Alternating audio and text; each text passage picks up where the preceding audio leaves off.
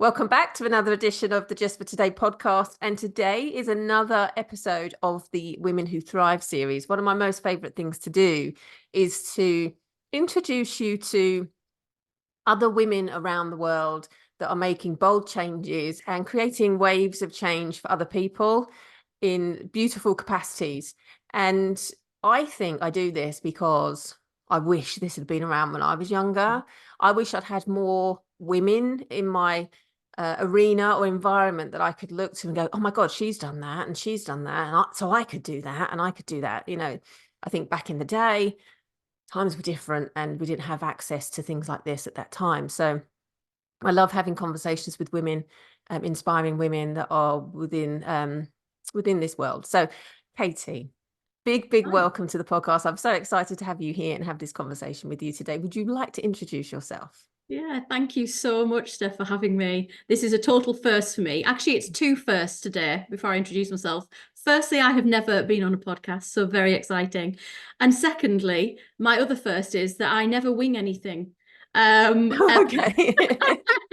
And you said Okay. that I could wing it a little bit, so here we go. I'm winging it. So Um, you're a podcast virgin and a winging it virgin. Absolutely. Yeah, it's going to be an interesting ride, folks. So yeah, thanks so much for having me. So I'm Katy. I am nowadays an NLP practitioner and a lifestyle coach. So I have the absolute honor of, helping amazing women find their way through in life, design a life that they desire, as I call it. Yeah, and create life changes that mean that they live their best life every day. And it is a Yeah. huge honor that I get to do that. And yeah, absolutely love it. Yeah, it's such an honor. And you get to do it in a location as well that's by the sea as well. I know Oh that my was God, I'm part so of jealous. my dream and changing my life. I had always wanted to live by the sea. I mean, probably lots of people do, but when I was little, I always wanted to live by the sea. And when I went to university, I went to St Andrews, and it was by the sea, and I was like, "Oh God, yeah, this is the dream." Mm. So fast forward to I'll go back 6 years ago. Then I made the dream happen, and now I do live by the sea, and it is. I've never ever got bored of it. I love it. Yeah, I know. As you know, one of my really good friends lives by the sea and she moved a couple of 18 months ago. Every time she posts on her socials, every time I go and visit her, I'm just like, I want to live like this. I'm so Yeah, jealous. I'm so happy for you, but it's just yeah. the sea just, I can't explain what the force of the sea does to me. There's something that it creates in me that makes me emotional. It helps me to release, it helps me to heal. I just think the power of the sea, she's just the most incredible force. And I have so much respect for her. And I'm also a little bit scared of her as well. Oh, that's so poignant for me because I feel exactly the same. I have a huge fear of water, which goes Mm, back to a childhood trauma, a huge fear. But equally, I am my calmest by the mm, sea. mm. I feel my best, my most authentic, my most honest self, which is such an oxymoron for my life. Yeah. Really.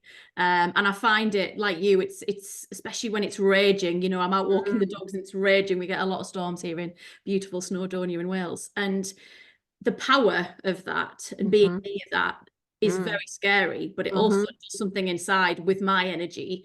mhm. It definitely moves my energy around. And going for a walk on the beach every day was part of my dream, and I still am not bored of that. And there's Love it. something so good for the soul being near the Mm, sea. That's the only way I yeah. can describe it. Yeah. I think when it's raging, when it's absolutely raging, I look at it and just think, she doesn't give a shit. She just wants to rage today. Yeah. And everybody just appreciates and just accepts it and moves their life around her as opposed to like being cross with that. Yeah. There's some kind of, yeah, like you said, I don't swim in the sea. I just don't ever get in. I'll be in with my feet. And even if I'm in the Caribbean, which I've never been to, but let's say I was, I probably wouldn't get in the sea there either, other than go up to about my knees. But it's just this force that I have to, if Mm. I'm ever in a place where I need to heal, where my car just drives me there, just drives me to the sea. It's Yeah. incredible. Even when I go on holiday now, whether that's UK or abroad, people laugh. They're like, but you live by the sea, but I still want a sea view. I still want to be close. We went away in January, and we hired this amazing apartment. It was overlooking the sea and the raging seas. And yeah, it makes me feel good. Yeah, And no, life I is all completely about making yourself feel good every day. 100%, 100%. I will have a place by the sea. It will happen. Whether it'll be a beach hut, whether it'll be a mobile home, I don't know what it's going to look like right now. But I have said to my husband, just know it's going to happen. So just Love prepare it. yourself. Yeah, So, love but it. anyway, we're getting on to the sea. What when I was reading your bio, like it will be in the show notes of this, you retired from corporate life at the age of 39. Why did you do that? So I had a real pivotal moment probably when I was about 37. So two reasons really. I mean, I worked in the corporate world for 18 years, always in operations, but in leadership roles. It was always about people and coaching, getting the best out of people, helping them get to where they want to be. And I'd like to think I was pretty good at it. And yeah, I was 37 approaching 38 and just had this pivotal moment. I'm 43 nearly now. So my dad had died when I was little, and he had died at the age of 38. And whilst I grew up knowing this, there was something about me approaching that same age, this, whether it was an unconscious thing brought forward to my conscious, that I get to live a life and he didn't. And I get to live this lifetime. I get to do the things he didn't. And whilst I was, in inverted commas, happy, was I truly living the life I wanted to live? And I think that was the real shift in me, that whilst I loved my job, I travelled a lot with work. We lived in Cheshire, I worked in London. I was away a lot, which people think is so glamorous, isn't it? Staying in hotels and getting free meals and drinking free wine, and it's exhausting. And I never felt part of a community at home. I missed my husband, I missed my dog. And I just felt like at that point something had to change. And would I really stay in operations? It's a hard graft. Would I stay in that world forever? And that's when I began to think about doing something different, really. I never thought I would stay in it forever. I'd always wanted to be an entrepreneur. I'd always wanted to be self-employed. I come from a long line of entrepreneurial women, I'd like to say, mostly running pubs. I mean, sorry about that, but that's true. Yeah, so that was the moment when it was like, right, what am I going to do, and when and how are we going to do it? And that's when I began to design a lifestyle, I guess, that I really desired and craved. Was your husband completely on board from the get-go? Absolutely. It's funny really, that, isn't it? Because so yeah, it was probably me with the fear, me with the more anxiety. So I was the breadwinner, I had the bigger job. He had a bar job locally, and he ran our home and looked after our life and our dog and all of that.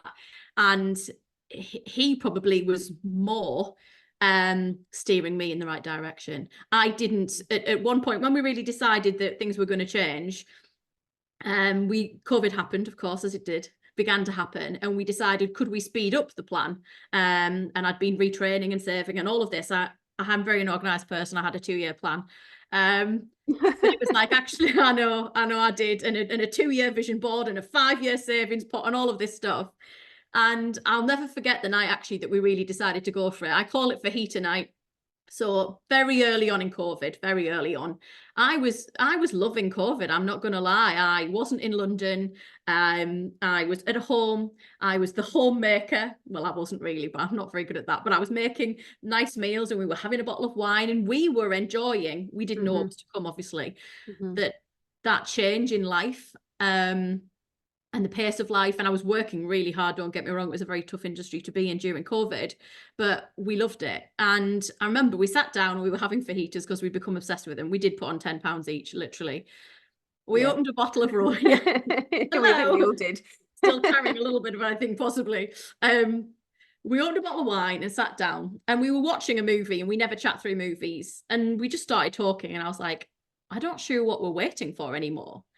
And I wish we could just do it now, and I can't see us going back. And why can't we make this happen? And he said, well, we could. And I was like, well, we can't. We've got enough money. We haven't got X, Y, Z. And he just looked at me and said, well, we could sell this house. And I was like, no, absolutely not.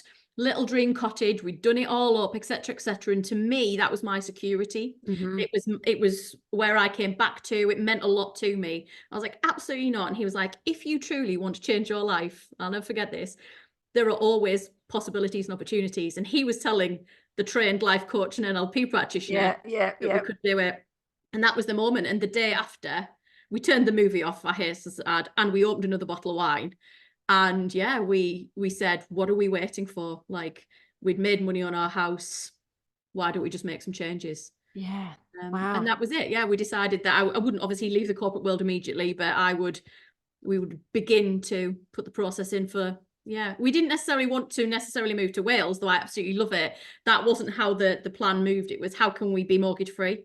It was very financially driven, in fairness. How can we be mortgage free? How can we work less, earn less, and live differently? Yeah. And to do that, we looked at all sorts of different things, but Yeah. he was very pivotal, I would say, in making the change.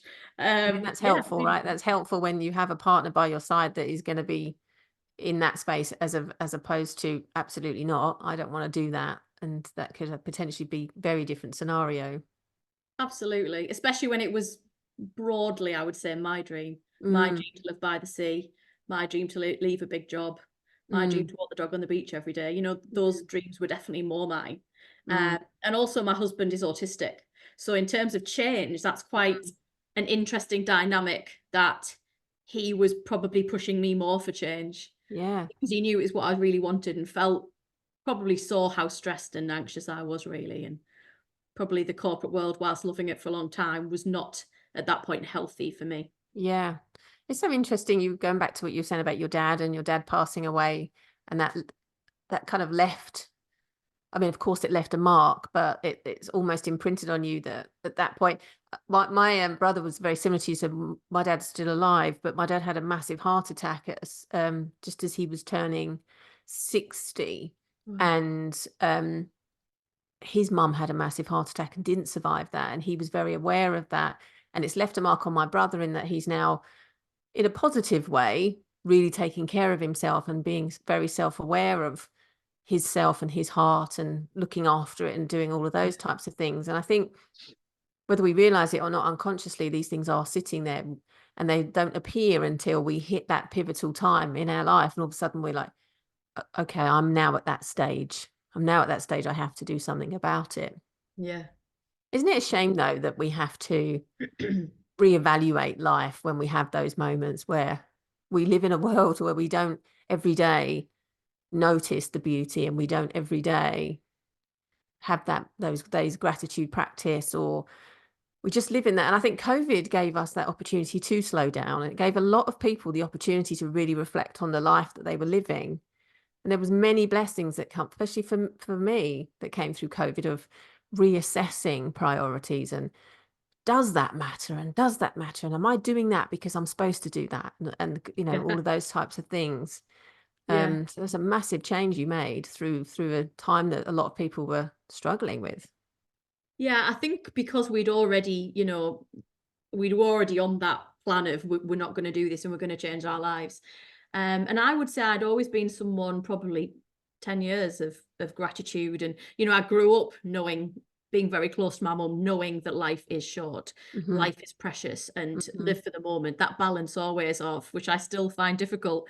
Live for the Mm. moment, but, save money, be healthy, Yeah, drink more yeah, water, yeah, don't drink too much, eat the right thing, that. It's yeah, I've always struggled with that, I think, in terms of that life balance, when you know that you can die overnight, bad things happen. That yeah, was my template. Bad things happen. We need to live for the moment, yeah. especially, God, in my teens and 20s, most of which I don't remember, it has to be said. And thankfully, none of it's on Facebook.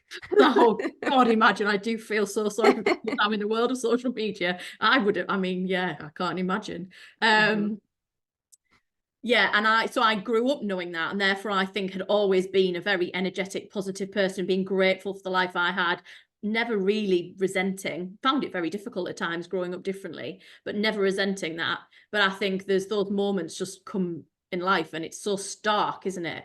And people are like, well, why is it such a reminder? You've always known it. And it was just like, my mum lost my dad at the age I was. That was huge as well, in terms of, Yeah, being in what was at that point quite a tricky marriage for us. We were going through lots of stuff, and just going, wait a minute, we get to do this. He didn't. They yeah, didn't. yeah. And yeah, it's a shame that it does take us to that point. But I think there's a lot I talk to my clients about as well, that don't wait for those moments. Mm-hmm. you know, have a look at life now. Like, get yourself a coach, work on the things you want. And if you don't know what you want, that can be so much fun in exploring that and finding out whether you're going to have the beach or the cottage, or it can be so much fun. And to explore that while you are younger rather than waiting for, because people are like, why are you retiring at 39? Because at that point I didn't have a plan I didn't have clients, I didn't have a business. And we could very, fortunate to, for a while, be all right because of our savviness and our 2-year savings and never going out and drinking very cheap wine. But sorry, I've lost my train of thought there. No, it's fine. This is what happens when you wing it, Katie. I know, where are my notes? Oh my God. But yeah, very fortunate to, move here and live that dream. And people were like, you're absolutely nuts. You've left a great corporate career. What are you doing? People thought I'd had a breakdown. People, who know about my high functional anxiety and anxiety disorders would be like, did the anxiety just get too much? Like, no, a lot of people couldn't understand it. Even people close to me, which I found quite difficult at the time, just because I wasn't following a particular path and doing things differently. And I've always been a bit of a black sheep, probably with friends and family anyway, but I found that quite difficult, if I'm honest, at the time. You make what you think is an amazing decision, a big, difficult, tough one, and people were like, oh, what are you going to do with the rest of your life? You're 39, rather than, wow, well done for being mortgage free, well done for fulfilling your dreams. No, it was not that at all, which was a really surprising reaction. I think that social conditioning of we do this, then we do that, then we do this, then we do that, and then we retire, and then when we die, there's this whole process that generations have gone through. Understandably, post-war, my grandparents, they would have lived that way because they were thankful that they had regular income and all of those and they had food on the table and all of that. But a lot of them can't relate to the carefree life that a lot of younger people want to live now, and they want to travel the world and still have a career. And we're being shown that this is actually a possibility now. We don't have to work in. And again, COVID gifted us the opportunity to see that working from home is a viable option. It meant employers had to do that to survive, and they actually could see that some people absolutely thrive from working at home, and you're going to get a much better style of person if they can work from their own environment rather than an office environment or whatever. But you and your husband have chosen not to have children by choice, haven't you? Yeah. When you talk about falling into that, then you get married, and then the next thing is then you have children. And has that been expected of you as well? Certainly not from, my friends, family. Probably my mum would never have expected me, that's what you should do. She's not one of these, where are my grandkids? My mother-in-law is.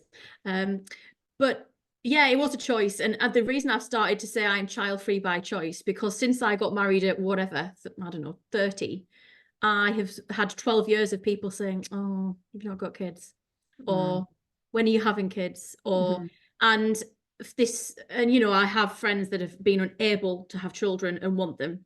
So I've seen the whole fertility journey. I've got really great friends that have 2 or 3 kids, which I love. I don't not like children, by the way. I'm a very wonderful. That's the assumption, though, isn't it? That is the assumption that women that choose not to have kids must hate them, must really dislike being around kids. And it's quite offensive. It's quite offensive. That people assume you don't want to spend time with their children. Not my good friends, I'm a godmum twice over. I am like, crazy aunt, come around here and we'll party. And they're a little bit young for going out yet, but I am going to be that person. You're ready. I'm ready when you are. And I would hope that I am a good auntie and I love children, but it wasn't the right decision for me. And I don't know why in this day and age people still struggle with this. I think I said to you, I got to a point, I think last year, where we actually went out for dinner locally, and there was this lovely old man, and we were chatting away, and out it just came, a different generation and a different culture, I must say, from a very different place. And he said, my husband was there, and we'd had this lovely meal, we'd had a few drinks, a little bit tipsy and chatting, and he said, when are you two beautiful people making beautiful children? It was very complimentary, it was in a very nice way. And I kind of, laughed it off and said, oh, no, not like that. Too old for that, 42 now. And he was like, oh, my goodness, you're never too old. And we went all through this. And anyway, he was a bit tipsy too. And he kept pushing to the point I went, I made a decision not to have children. Can we leave it now? And, waltzed off to the bar. And I understand that generation might find that difficult. But still in this world, if you think of probably the followers I have, I'd put that on something, a random post on Instagram, and lost 20 followers overnight. I mean, that's insane. When I read that in your bio, Mm. how can people, Yeah. why? I guess, I mean, I don't understand it. I don't. You're messaging, they're following you for your messaging, they're following you because of what you do, what you're saying, what you're putting out there. What does it matter if you have children or not? I think there's an assumption that you can't relate. And I mean, clients that work with me that have children and businesses and would say that's absolutely not true. But my assumption is that they assume I can't relate, or that I made you people say, well, it was all right for you creating a dream and moving because you don't have kids. Yep. Is it? Is that true, or is that your excuse? Is that your story, your problem? Yes, it's a very different decision. We didn't have to uproot our children. I understand that. But that, if you have children, that doesn't mean you can't do the things you want to do equally. So yeah, I don't know. I don't understand it. We decided not to. I had never been particularly maternal. So you'd known for a long time that it wasn't something that you potentially wanted to. I didn't know for definite. I went through a period probably when I was 27, 28 of buying some baby books and looking at them thinking, I mean, the fact I had to buy the book probably was the indication I didn't, but I'm a thorough person and I wanted to be sure. And a lot of my friends knew they did. My mum had only had one child. Her sister didn't have any. My grandma had like 4 children, but she was never maternal. I mean, she was always at the pub having a makeup on and a fag, I mean, I'm not saying you can't do that and be maternal, but she really wasn't. She just left them at home and hoped they'd be okay. So I don't think it was in the genes, but growing up in huge fear and anxiety, and whilst I'm in a good place now, there was a big part of me that was like, that's not right for me. I don't think I would bring someone into the world is a right thing. And then when I met my husband, and who got late diagnosed with autism, and he has some mental health difficulties, whilst he's an amazing man, by the way, caveat, and a wonderful, wonderful partner, us together, we would not have been right to have children. We talked about it a lot, and actually we have lots of other amazing things in our life. I think he would have been a good dad, but his mental health needs come before most things, as they often do in life. So for us, it was the right decision. No regrets. Like, I never think, I spend time with my wonderful godchildren. I spend time with my friends' children. At the end of the day, I think, thank fuck I didn't do that. I do, genuinely. I love them. I love spending time with them. And yeah, I know you have children. You're probably thinking she's nuts, but no, no, I don't. I think it's hugely empowering for the wine. when I speak to women that have made an actual choice that's right for them, because so many go through that. This is what I'm supposed to do. And I have a few clients that really struggle with motherhood because it was a expectation that that's what you do. And we will always say they adore their children and they love their children, but it's not something that comes natural to them. And it's a daily battle for them to be the mother that they're expected to be. So whenever I meet anybody that's chosen not to have children, or even women that have had fertility struggles and drawn a line under it and said, I'm not putting myself through this any longer, I am hugely inspired. But I think that's hugely empowering and a position, because people can sit and they can judge and say, oh, you should have had children or whatever. But they don't have to do the work. They don't have to raise those children.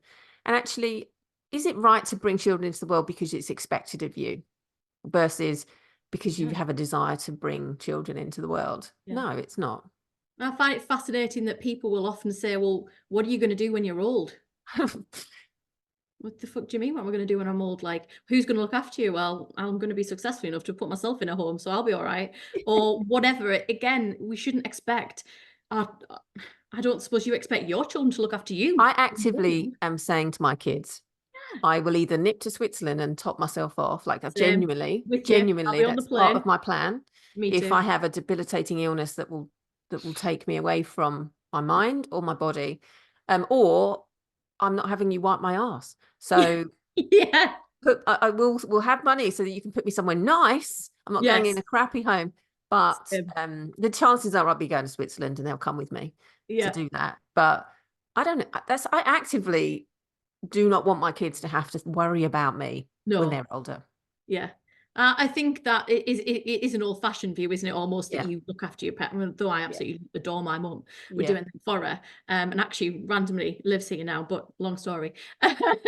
But yeah, I think it's an outdated view. I hope that I'll still be helping and changing people's lives till I'm very old, and then I'll be traveling the world or living abroad, or Yeah. I don't know, I'll be with a younger toy boy by then. Who knows? I mean, the He younger can toy take boy care of now, you. but I mean younger.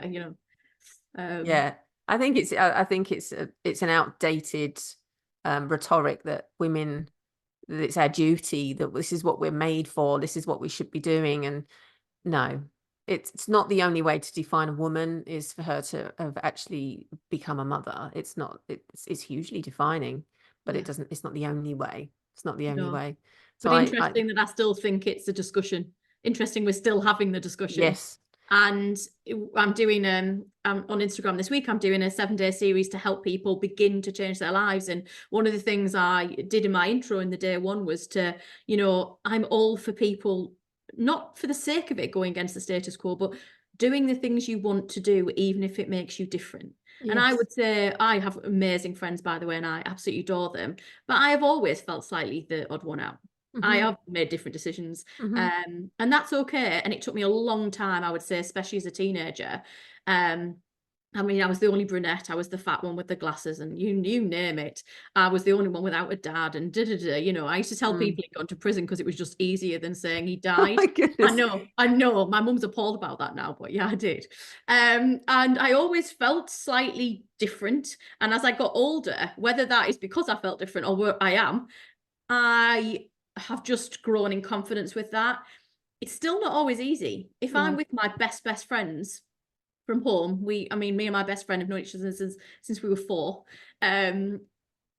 I still am the one that can't join in the conversations about the kids. Still, they all do a really proper vocational, I've got a doctor, a policewoman, a teacher, best Right. friends. Then I'm like wandering around trying to help people with their minds. Like, very different people, despite being wonderful, wonderful friends. I still sometimes will feel a bit odd, the odd one out, the person that didn't have the kids, the person that, had a different kind of upbringing in life. But I would challenge anyone who is trying to fit into a stereotype. If you Hmm. don't feel you fit, just fuck it and try and find your own Stop path. trying to make it work, because you're never going to make it work. We'll never I fit. think Yeah. lots of us, and what I mean by us is women that want to change the world, one person at a Yay. time. That's what I mean by us. Those of us that want to make, these waves of change don't fit. And that's why we have to do this work. I'd never fit anywhere I went when I was younger. Really? Until I started working for myself. And all of a sudden I was like, this is it. This is where I'm supposed to be. And I do, and I'm okay with standing out now. But there is, again, this social conditioning that says women should, or girls should, be respectful, stand and be modest, behave in a certain way, be ladylike. This bullshit that we're told, that it takes a little bit to break free from and sort of Yeah. release yourself from that. But once we do, then the game changes, right? No Then the stopping game us changes. then. Absolutely. Absolutely. Absolutely. Yeah. Yeah. So why NLP? Because obviously I'm an NLP as well, and it's changed my life. Why Same. NLP for you? Wow, changed my life. It's, Yeah. I think, so many people who find out, and it's still not widely known, isn't it? I love talking No. about NLP. I decided that I want, my strength in terms of changing my life was going to be people, and the bit that I'd always, even though I was, responsible for a 22 million pound business and all the results that come with that, the bit that brought me alive was seeing people change their lives, going from having to work 3 jobs in London to progressing up a ladder and progressing themselves and making more money and become a manager and all of that stuff. And Mm, I was like, well, okay, if that's my superpower, the fuck am I going to do with that? Like, I was mm. like, how does that translate to me being a business owner and self-employed? And I'd always had other ideas of, running a bar, owning my own restaurant, you name it. I've had a business, I've got about 15 business plans on my computer. No word of a lie. I've always wanted to be self-employed, but there was something deeper, and I do think that connects with the child thing, that I also wanted to make a mark, and I knew that that was going to have to do with something with people. So I decided I wanted to train I'd always been a coach.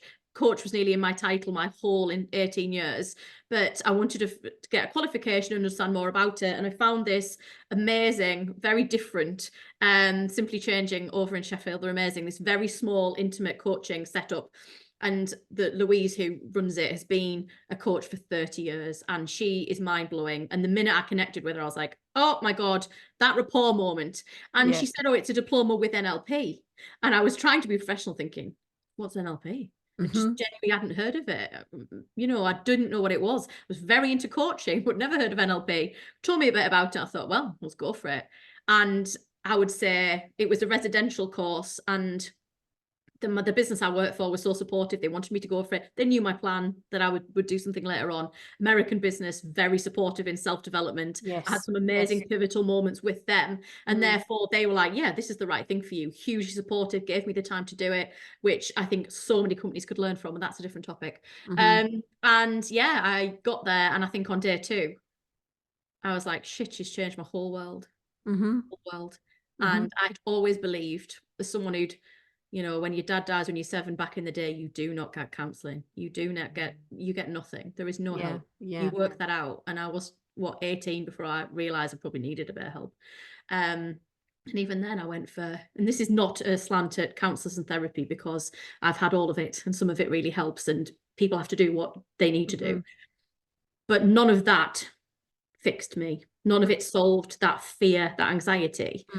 And she said NLP and coaching means you never go back. You don't have to go back.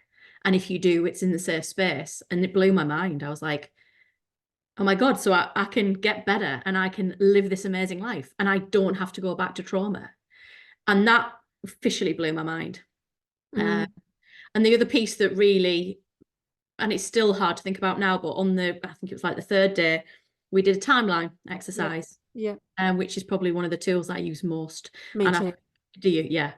If you are a huge NLP, like anchoring, timeline, meta mirror, those submodalities, they are mind-blowingly powerful. And it frustrates me that we don't have them in the NHS and the world and all of that. We don't have this in schools, like at an early age schooling.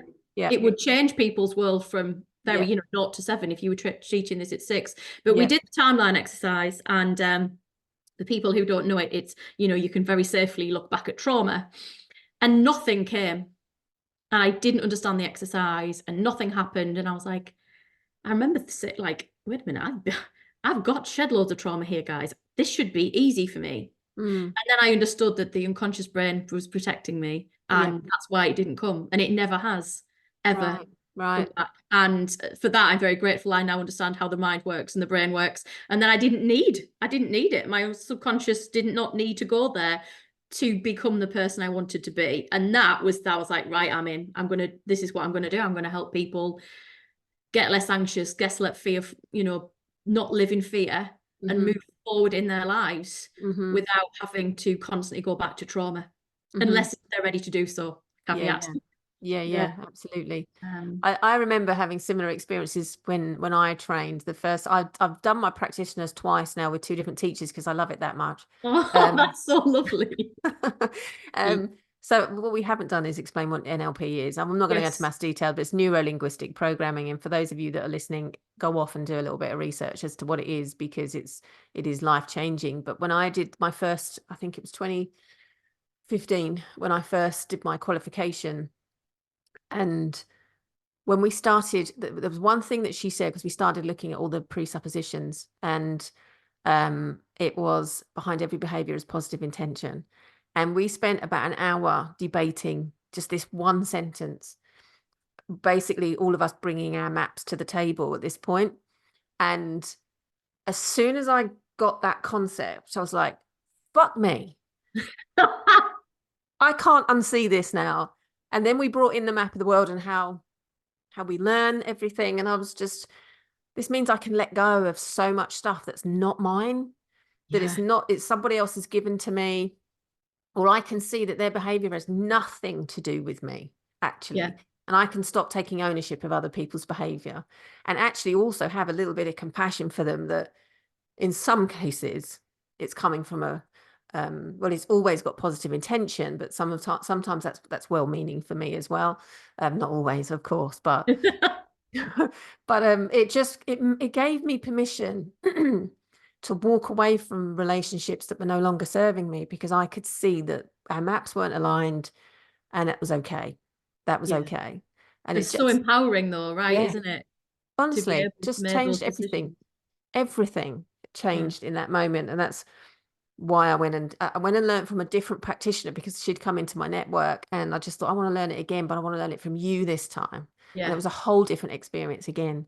Yeah, I And I find that fascinating, don't you? That people who have trained with very different organizations or Yep, people, we all have a slightly different view of NLP and what it does, and yep, also your own imprint and your own experience, which again is a fascinating thing about NLP, that you can take all of that on yourself as a person and as a coach if you are one, and then help your coachee with whatever direction they're going in. yeah, yeah. Um, yeah, Just mind blowing. The very first woman I learned from was very spiritual, which I am, and I think she was the right person to open me up to this. mm, And then the second lady I learned from was a much more practical. She came from the corporate world. She used to teach in corporate world NLP, and it was a different experience, just as valuable. But yeah, it just expanded my knowledge and my map as well, to be able to reach other people with it as well. But yeah, it's a beautiful thing.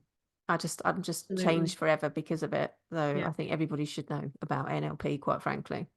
And the thing that I always talk to clients about, or like I had a lovely conversation with a woman yesterday on a discovery call, was that the actual NLP tool, so whether it's grief or trauma or something really, really difficult, can be instantaneous for people.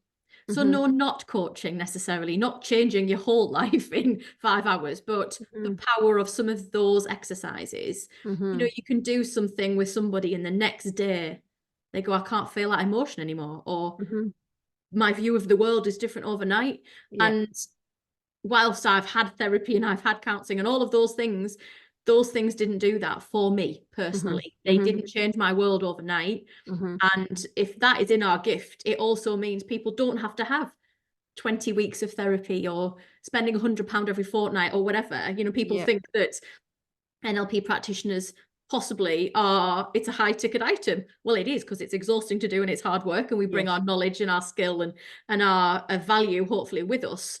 But I tell you what, it'll save a lot of people money on how quickly those changes can Yeah. be brought forward and made in your life. And I think that's something that it would be really good if NLP practitioners together talk more about, that it can be not for everyone, but it Mhm. can be quicker, can't it, than a lot of other modalities sometimes. Yeah, no, it's less talking, more doing. And a lot of the time you don't even have to talk to Yeah, get results. We don't have to look at that really difficult time. We don't have to revisit it. Let's just do this or do that. Even just having a conversation about how people see the world differently yeah, is mind blowing to some people. I had a client once, and I just explained that concept to her. She was in conflict with her mother, and I said, but maybe your mother's looking at it like this and you're looking at it like this. And then I explained, how we learn things and map of the world. And she was like, wow, never even thought that my mum was coming from a place of fear. I thought she was coming at me because she was judging me and blah, blah, blah. And we just yeah,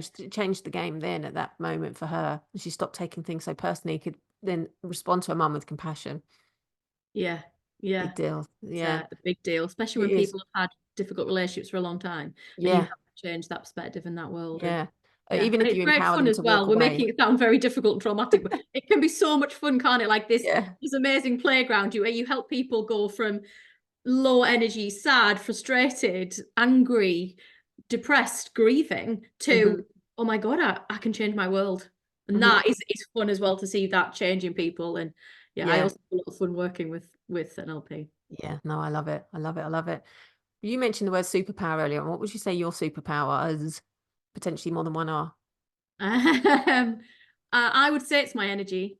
Hmm. Um, I get told that a lot, and I feel it myself. Whilst I'm not particularly spiritual, I believe hugely in energy and bringing forth your energy, managing your energy, protecting it, and working with it. And I think probably get that a lot from my mum. I feel like whether it's a room of, I don't know, speaking to 400 people like I used to, or one-on-one, I can adjust my energy for that person and feel that in tune, whether that's rapport or connection. So energy is probably a superpower. And it's not empathy, because I don't think I'm a huge empath, in fairness, but there's definitely I guess it's caring. It's that wanting, I can never walk past a homeless person ever without giving them something. Right. And my husband and I joke about this. When we go on holiday, we have to have what we call rudely a beggar fund. No word of a lie, right? Because if we didn't, we would have to come home on day 2, Right. because we struggle with people who don't have things and need things. And people will say, oh God, don't give them money, because they'll just spend it on booze. Well, Yeah. my view is, if they have to live on the street and they need some booze, then they can have my £5. Yeah. Like, or we once went out in Manchester, and I'll never forget it, because it was our 6-year anniversary. We'd been to this ridiculous, I had a lot of money back then, this ridiculous 5-star restaurant for a Michelin experience. It was 6 courses, because it was our 6-year anniversary. And no doubt, when I look back now, I'm appalled, by the way, about how much money it was. But we must have spent £600 on the night and the dinner, which is, and don't get me wrong, it's a special occasion. But we came out of that to go get a drink, or I think we got, and there was just all these homeless people outside this hotel. And I was like, oh my God, what we could have done with that money. And we then had to go to the nearby Sainsbury's, and we were quite drunk, I have to admit. And some of them had dogs, and some of that, and there we are, a bit tipsy, 11 o'clock at night in Sainsbury's, buying dog treats and bananas, and and then handing it all out. And we still look back on that and said, I mean, I don't even remember what we ate. The experience was amazing, and I'll never not have that. But we could have done something bigger with that money. And that is probably my other superpower, that I have to try and do good.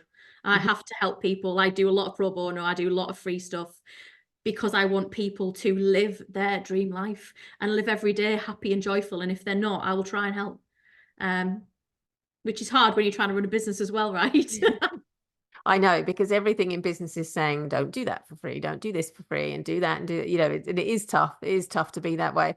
When people say that about people living on the streets, if you give them money, they're just going to spend that on drugs or whatever. We don't ever question if we donate to charities where it's going. We never question that. We wouldn't walk, if you donated to a homeless shelter, you wouldn't say, now, what are you going to spend my money on? We would never do that. I don't know what it is about this culture where we shouldn't give money to people on the streets. We don't know where it's going. And also that, what I always get from when I used to go on the train all the time to London, and the Milton Keynes, but that was always the station where I had a stopover, and there was always so many people struggling. And often I would just, if I had 10 minutes by, say, do you want a coffee, do you want a hot drink, and give them a hot drink and have a conversation. And the amount of people that would say, I can't believe you bought me a drink, and we're having a chat. And it was the chat, it wasn't the hot drink. And that's the other thing that I think is really empowering when you are in our kind of world, that where we converse a lot, we connect a lot, we hopefully make people feel better. Yeah. Actually, you can do that in so many ways. Yeah. The free things on Instagram, or, the masterclasses I give away, or just actually a 30-minute conversation, a 30-minute free coaching conversation. Sometimes when I know those people will not be able to afford my services. Yeah. But if I can help them in 30 minutes, then like you doing the podcast, right? Yeah, no, exactly. How many more people do you reach and help? Yeah, exactly. It's just being able to make yourself as accessible as you can, whilst balancing it out with having to pay the bills as well. And we all have those things that we have to do as well. But if we can make ourselves as accessible and spread our word and share our gift, because yes, we've got skills and tools that we have learnt, but there's a gift behind that. There's what you're talking about with the way that you feel if you walk past someone on the streets or whatever. That's not something you've been taught. That comes from somewhere. That pain I feel when I see animals being treated badly, I can't walk past it. I can't unsee that. And that's why me and my husband are vegetarians as well, because once you see, because I love TikTok, and I watch ridiculous things on TikTok, and I follow rescues and farms, and once we was like, well, how can we be eating these things, because we're now watching all of these lovely animals. And there's no shade for anybody that eats meat. I couldn't give less of a shit what you eat, but for me, that was a choice that we've made, and we can't go back on that. Even though I've got a nutritionist saying to me, you're perimenopausal, Steph. We need to get more protein in you. You need more Please, will you eat some fish? I'm like, I can't. A fish is just as valuable as a cow, so I can't do it. And I that get it. comes from somewhere. That's not someone, your skills come from, you've been trained in some of these things, but the other stuff is life experience, and that's where it's coming from. Yeah, absolutely. And I always think how, whilst I had a difficult start, I didn't, in the fact that I had the most amazing mum. I had one parent, but by God, was she my mum, father, brother, sister, everything, best friend. And I think she absolutely instilled in me from a very young age, you can be whatever you want to be. You go and get it, girl. And at the time I thought that, climb the corporate world, go get a degree, do all the things you're meant to do. Not that she ever told me she doesn't have a degree, very different. But she has definitely shaped my thinking around, if I had all that, she's my role model. Other people don't have that. They don't have that in their lives. They don't have great parents. They don't have a role model. Therefore, if they've gone off a difficult path, how can I help be that role model and just support people in that way? Because I was so lucky to have that. Some people never do. A lot of my friends don't have great relationships with their mums. So whilst I missed out on the dad bit, God, it's amazing. And I do have this amazing relationship with my mum, and I'm very grateful for that. I just do think it shapes your thinking in lots of ways. Absolutely.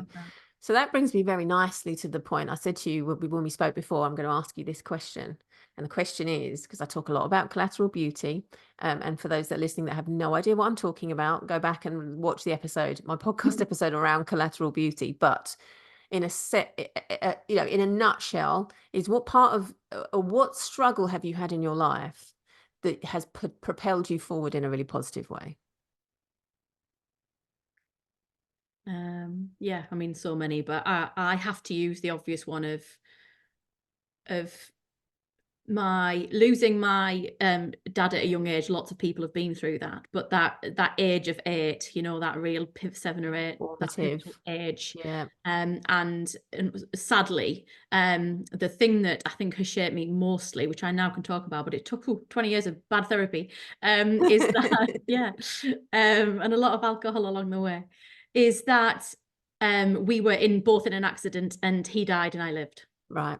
And I say that not totally not for sympathy or empathy, but because I therefore lived a lot of my life kind of proving my worth and proving my existence because I got to live and he didn't.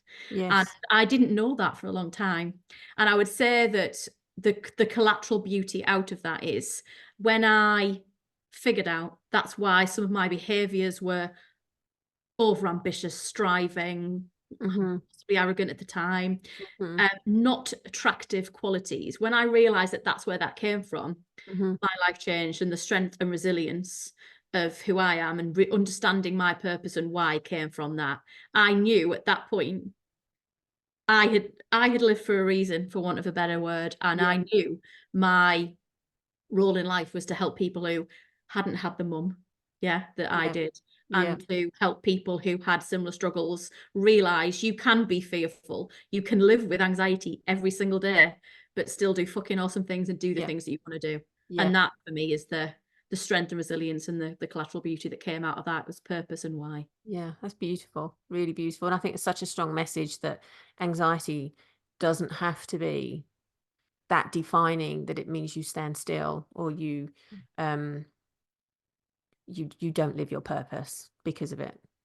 You can work with it. And for a long time, I should admit that I didn't for a long time, but when that changed, and now I help people with that as well, I only ever call them anxious feelings now, because I am not an anxious person. Anxiety does not define me. And that's a lot of the work I do with people. And when I ask them not to use those words, all of a sudden it changes. They are not defined by fear, anxiety, autism, whatever. And we put these labels on ourselves. And it's almost the first thing I do with working with someone's energy and then their language, because I am not an anxious person. I have anxious feelings. And when you realize that, you can go off and do the things you want to do, and live the life you want to live, and design the life you desire. That's incredible. Obviously the passion for language, we will both share that because of the NLP, and just the tiny little changes you make to the language you use, we as a society underestimate the power of that. We really, really do. And just the minute change of saying anxious feelings instead, it actually gives it, for me as a very visual person, I just think, oh, okay, so that's just popped in now. So we can just work with that. Yeah. And that doesn't, and we can just allow that to then move away, you know, and that's Yeah. how I would see that, because Yeah. it's a thing, it's a valuable feeling that we need to feel. And I think it's also extremely valuable that you've allowed it to define you, so you can now see the lightness of it not defining you as well. Completely. Yeah. Yeah. Both sides of the coin, and being able to help other people see that. Yes. And actually how it can be, it can, you know, you can flip those feelings to actually propel you forward if Yes. you choose to, or obviously flip them on the head and pick a different energy, pick a different emotion. I talked Yeah. about this yesterday on my free class, and people were like, what, you can choose your energy? Yeah. You can choose the way you feel. Yeah. Every single day. Yeah.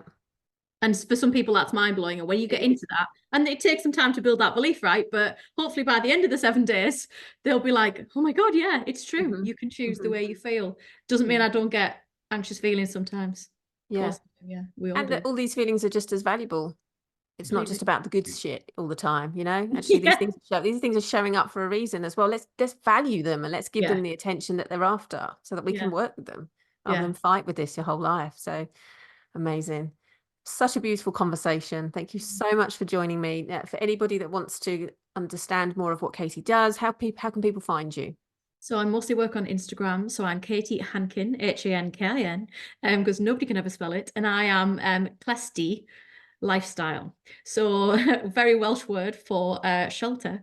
Very poignant. Luesty lifestyle on Instagram. And yeah, I would love to connect with people in my corner of the internet, where show up and let me help you change your emotions, change your energy, and live a life you desire. Absolutely beautiful. I will pop a link to Katy's Instagram in the show notes as well. And we will obviously be sharing this on Instagram as well, so people can find you there. But thank you. I really am so grateful for your time today. It really was a very, very beautiful conversation. So thank you. Thanks, Steph.